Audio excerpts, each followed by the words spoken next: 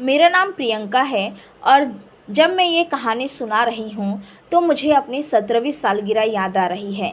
यह वही उम्र थी जब मेरे दिमाग में सवालों की आंधी चलने लगी थी और घर में देखी हर छोटी बड़ी बात मुझे रहस्यमयी लगने लगी थी। मैं बंगाल के एक छोटे से गांव में रहती थी। हमारा घर मिट्टी की दीवारों का था, लेकिन उसके आंगन में हमेशा तुलसी का पौधा हरियाली लिए खड़ा रहता था। वही आंगन के एक कोने में मेरी चाची का कमरा था। मेरी चाची गांव की सबसे समझदार औरतों में मानी जाती थी। लोग उन्हें औषधियों और घरेलू नुस्खों के लिए जानते थे।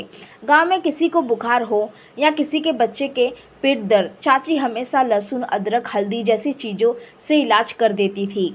लेकिन एक बात थी जो मुझे हमेशा अजीब लगती थी। मैंने कई बार देखा कि जब भी रात होती और चाचा घर लौटते तो चाची अपने कमरे में जाती और फिर थोड़ी देर बाद उनके पास जाने से पहले लहसुन का इस्तेमाल करती।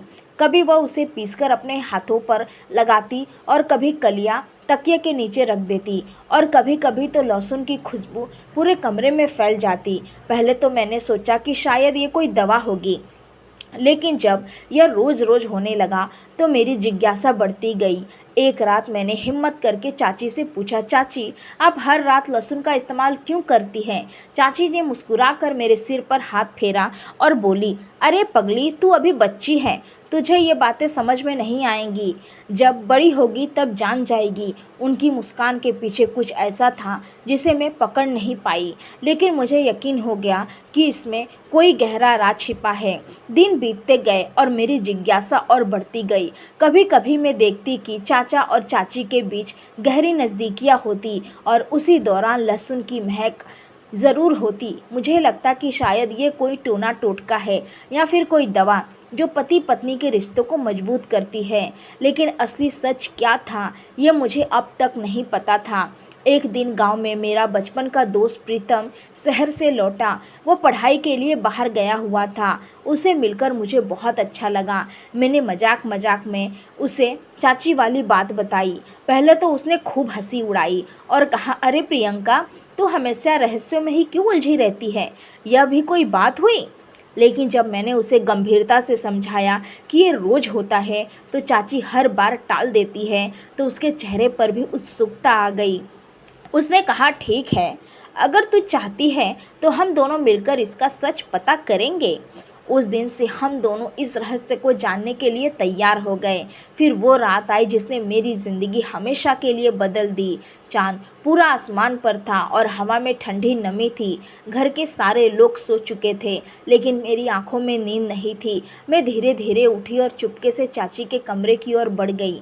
दिल इतनी तेज़ धड़क रहा था, लगा चाची कहीं सुन न ले। कमरे के कोने में एक अलमारी थी। मैं धीरे से उसके पीछे छिप गई और सांस रोककर इंतज़ार करने लगी। थोड़ी देर बाद चाची कमरे में आई।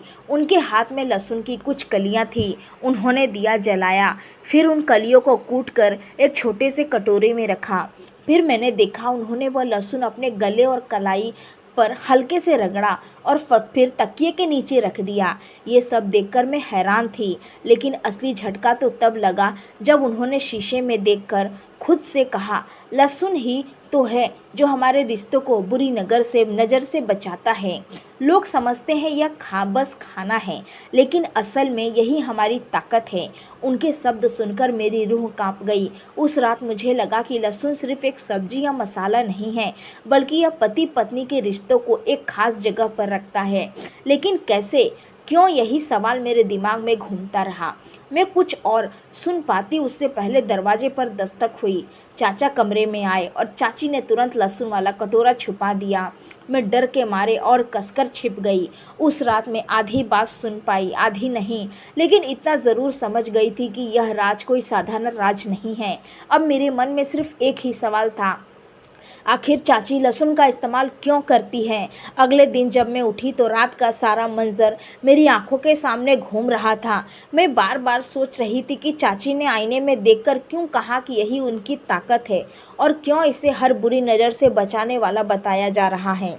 मेरा मन उस दिन किसी भी काम में नहीं लग रहा था। मैं बार बार सोचती रही कि अगर यह सच इतना भी बड़ा है तो इसे छुपाया क्यों जा रहा है। उसी समय प्रीतम मेरे घर आया।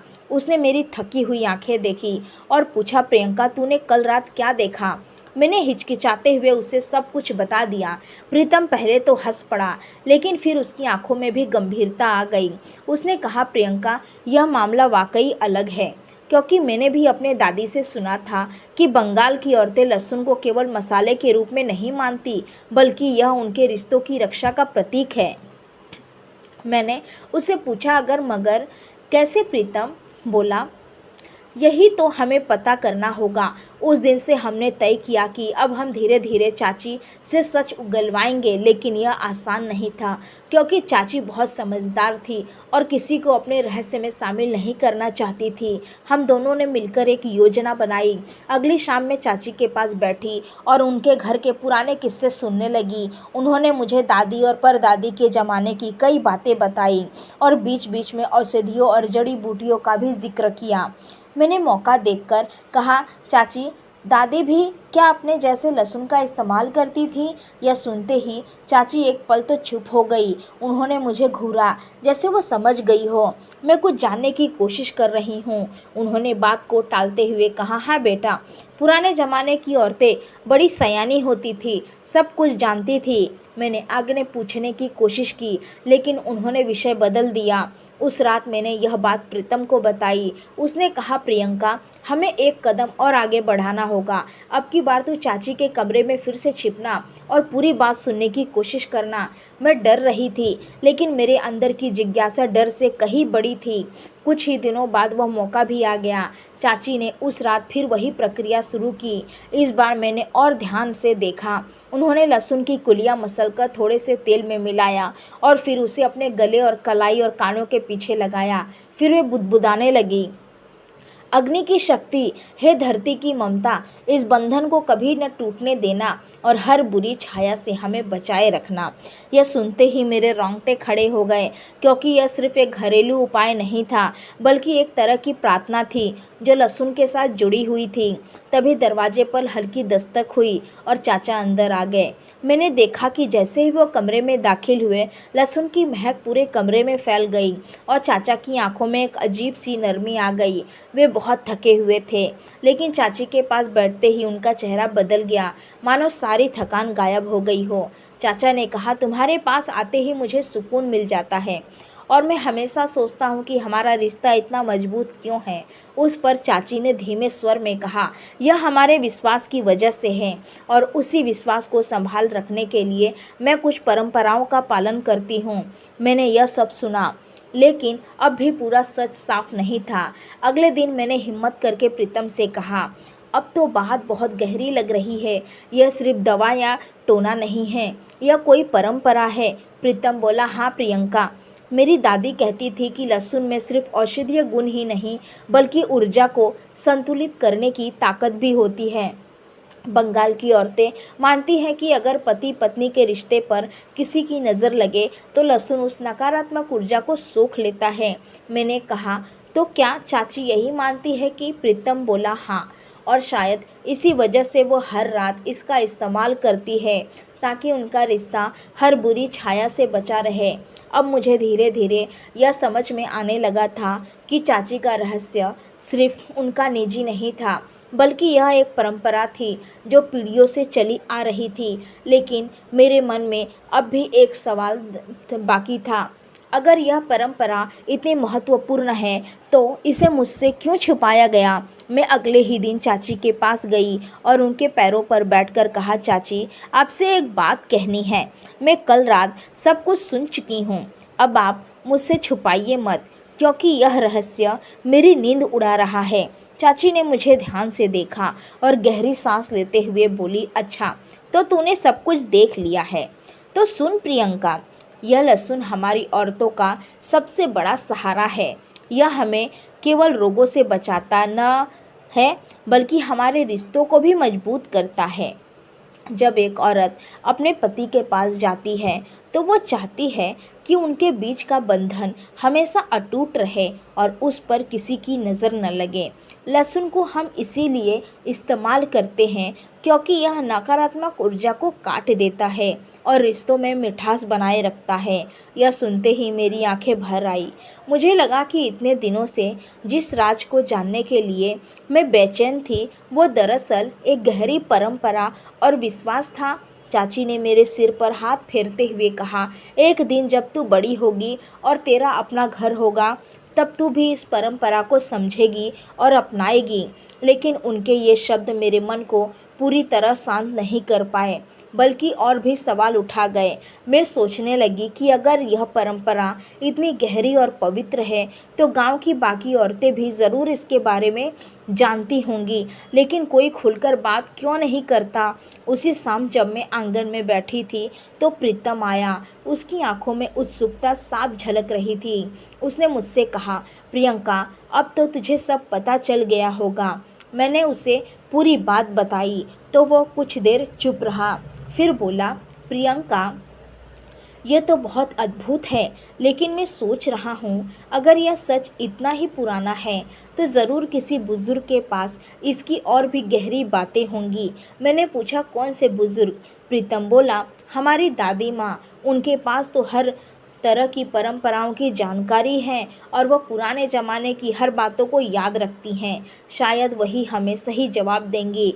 मैं थोड़ी घबराई क्योंकि दादी माँ बहुत सख्त मिजाज की थी, लेकिन प्रीतम ने हिम्मत दी और अगले दिन हम दोनों उनके पास पहुँचे। दादी माँ घर के बरामदे में बैठी तुलसी को पानी दे रही थी। उनकी सफ़ेद बालों वाली चोटी पीठ पर लटक रही थी। उन्होंने हमें देखा और मुस्कुराते हुए पास बुलाया। प्रीतम ने धीरे से कहा, दादी, हमें आपसे एक खास बात पूछनी है। दादी माँ ने हंसते हुए कहा, ज़रूर पूछो, मगर ये प्रियंका क्यों इतनी गंभीर लग रही है? मैं झिझकते हुए बोली, दादी माँ, मैं आपसे एक राज जानना चाहती हूँ। क्या सचमुच लहसुन का पति पत्नी के रिश्तों से कोई महत्व है? यह सुनते ही दादी माँ की आंखें चमक उठी। उन्होंने गहरी सांस ली और बोली, हाँ बेटा, तूने सही सवाल किया। लहसुन कोई साधारण चीज़ नहीं है।